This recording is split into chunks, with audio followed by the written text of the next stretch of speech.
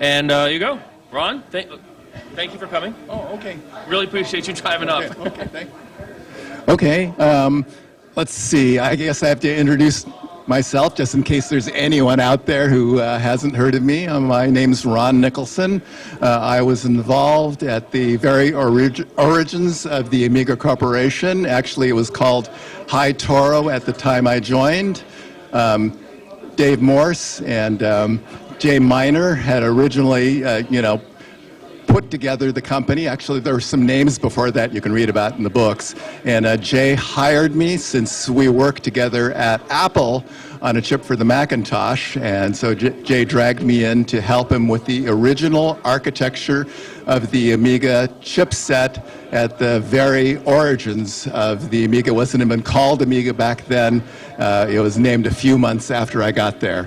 I was actually the first engineering employee at Amiga because Jay didn't start until a couple months after I did, even though he was a founder. So anyway, I'm just here to answer random questions.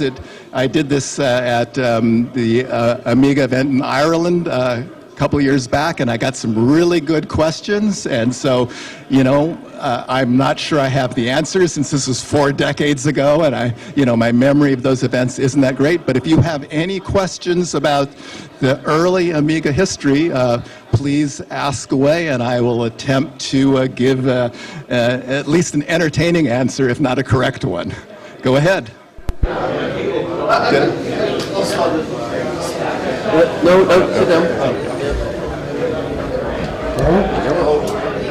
Some time ago, the mic is on. It takes a second. Oh, and I have to turn it off. Okay, wait, pick mine. Yes, for me. Some time ago, I was talking to you about the wire wraps, and you mentioned in passing about you'd subcontracted the wire wrap work to 3 ladies in San Francisco that were kind of seamstresses or something like that.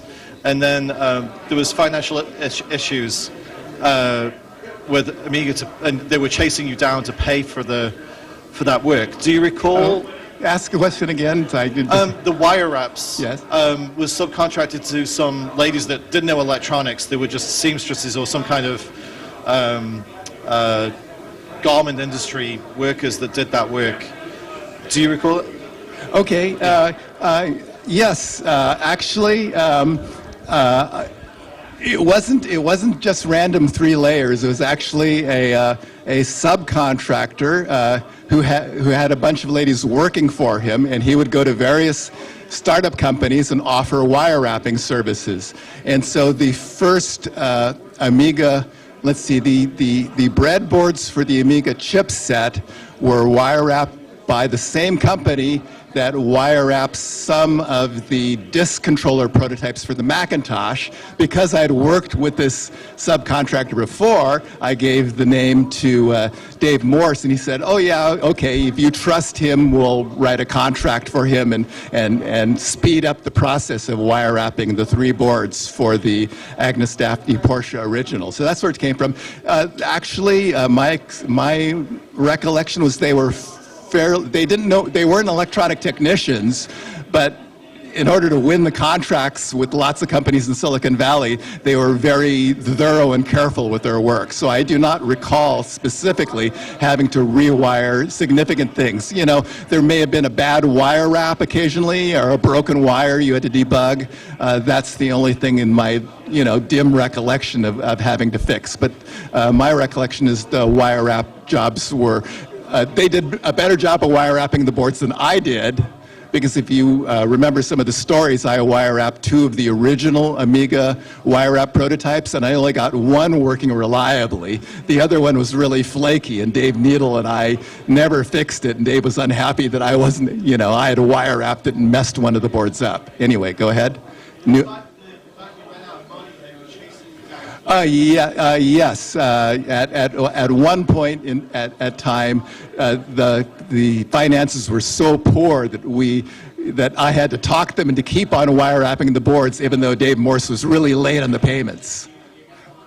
But anyway, that's back in the early history of the struggling startup company trying to stay afloat with, with the finances right on the edge.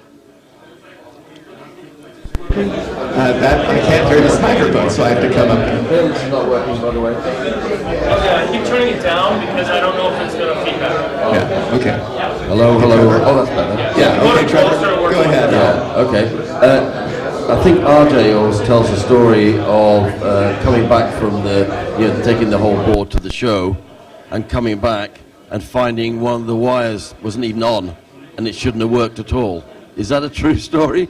Or is it one of the things that...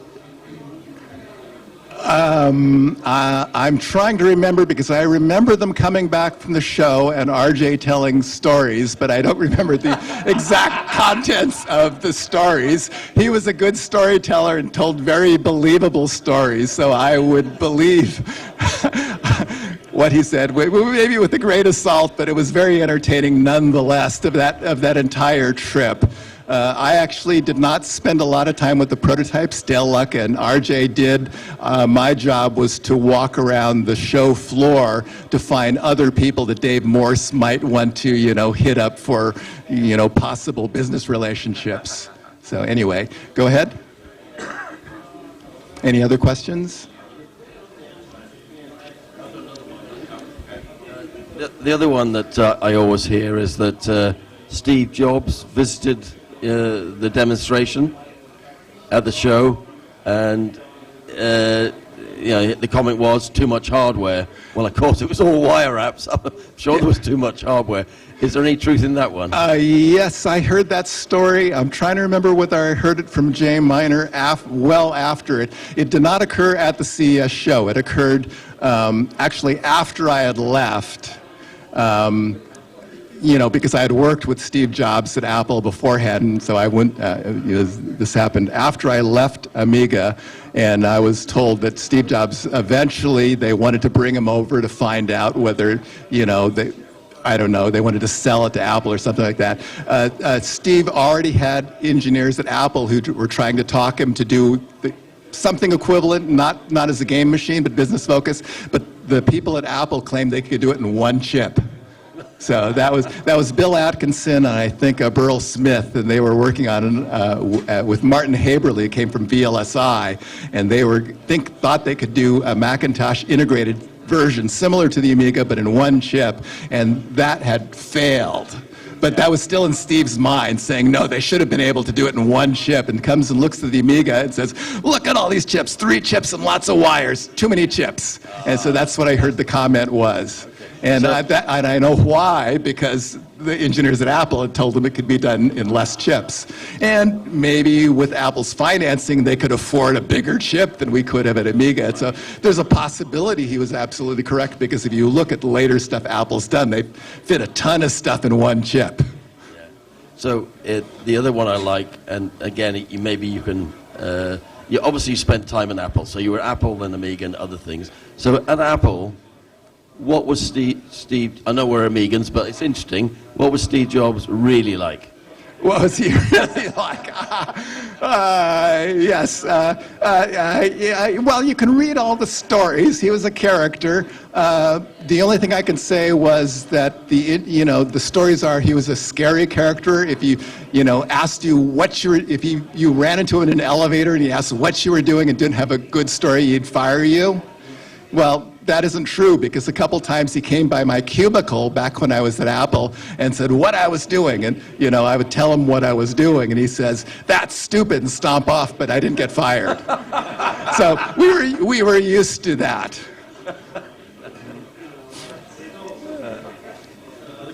We avoided the elevator. Yeah. I worked at IL1 and I avoided the elevator. Oh, because I okay. heard that rumor. Yeah. Okay. More questions? I am curious if you could tell us anything about the influence that Apple had on Amiga, like the influence of the work from Apple. Did that have any influence on Amiga? The influence of the work at Apple, did it have any influence on the Amiga? I'm trying to remember. Well, let's see. Basically, Jay and Joe DeCure had come from Atari, and they knew what Atari had done. And then Jay and I had worked together on a chip for the Macintosh. He didn't know, we didn't tell him exactly what we were doing, but he had a suspicion of what we were doing. And I knew, pretty much what we were doing since I'd worked on the actual hardware with Burl Smith.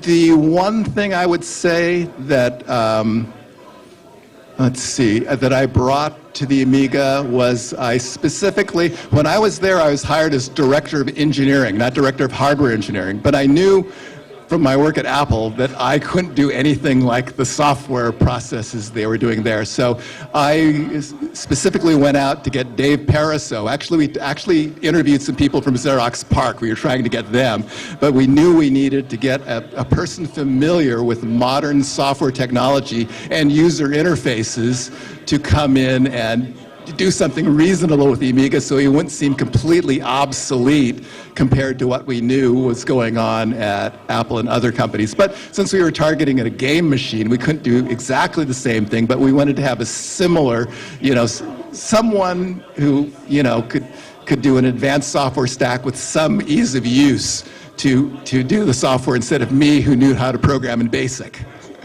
So that was one thing that came over. The other thing, I can't say it's from strictly Apple because both Jay and Joe from Atari and me were working on higher levels of integration and board designs that could be mass-produced and stuff like that. So that was just general good engineering, I think. But so I think, I'm trying to remember if there's anything else. Yeah, there was a couple things over. Basically, I think I was responsible for both voice synthesis on the Mac and the Amiga because I had purchased a board called Software Animated Mouth. I think it was Jeff Barton. Was it Jeff Barton was the name? I can't remember. But anyway, so I put Steve Jobs in touch with them to do Macintosh for the Mac, and then later when I went to Amiga, I told Dave Morse, contact these guys. They're software contractors. They could do some really good software for you. I can't tell you exactly what else they're doing, but if you talk to them, they might be able to do something good for the Amiga, and that's how the Amiga ended up with voice synthesis built in as well. So I think those two things sort of came with me to the Amiga project. Anyway, does that answer your question? Okay, thank you. We know, Jay Miner is generally regarded among the community as the father of the Amiga. Can you say something about Dave Morse? Because I've heard lots of other stories about Dave Morse. Well, Dave Morse sort of inspired the exact target of what he wanted to do. He had a lot of experience in marketing and what he predicts the customer would want, and he wanted basically I'm trying to remember the theme he wanted was he said the kids want a game machine not as much like Pong but something that would be like watching a Disney cartoon. He says you've got to add something to the chipset. The black and white graphics or the graphics you could do on an Apple II weren't sufficient for the level of gameplay authenticity that he thought would market well. And so he pushed Jay and myself and Joe DeCure, who had basic ideas about what we wanted to do with the game machine, to make sure that the thing could animate realistically much more than just a generic, business graphics engine, sort of like, and so that's where we sort of combined. The Mac was sort of had a black and white software blitter. The Atari had sprites, but no blit at all. The processor had, was pretty much limited in doing anything, and so that's where we got the idea of doing a color blitter capable of turnaround time faster than you could do semi-real-time animation. So that was the key, that Dave Morse, wanted cartoon-like animation. and from his marketing focus. He also was good about thinking about what are the channels you could put this through, which was good in the early days of Amiga when there was still a game channel. Obviously, halfway through the Amiga, the game market blew up. And so he was a little less prescient about what we could do, when we weren't solely a game machine. So the company sort of, you can read in the history the struggles the company had to rework itself as something more than a game machine. And I guess we got lucky, and it worked out well how we adapted, to the change in the market. But getting the original idea funded was, all Dave Morse. Talking Jay to come in to work on this, Dave was a little involved in that, and putting together the first channel team. As you know, they're like Amiga joysticks and the Joy board, which is really interesting, and a few early games. That was all Dave Morse's concept to fill the channel, to make sure the Amiga name got known, and maybe the Amiga known leaking out into the market helped the company, get purchased by Commodore and survive. So anyway, that's all very. And of course, the genius thing, the real genius thing is the story that Bill Hart told about